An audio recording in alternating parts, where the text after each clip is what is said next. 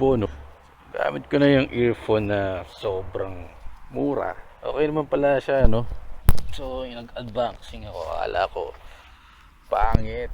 Kasi, alam mo na, katulad ng iba, kailangan mo mag-unboxing kasi YouTuber ka eh. Kaya lang, mura lang yung binili ko, no? Sobrang mura. Okay pala siya.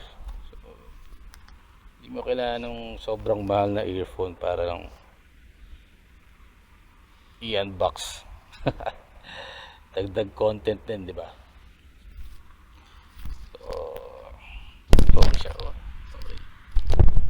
Sobrang linaw, sobrang tama lang yung bass, sobrang tama lang yung tuning. Eh syempre kung mahilig ka sa music, eh gusto mong magandang tunog. Kaya lang wala ka pambili.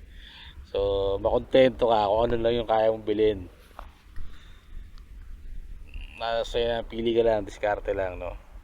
Ganda yung tunog niya, sobra suabe. So unboxing done, no? Dagdag content. Yun, what's up power?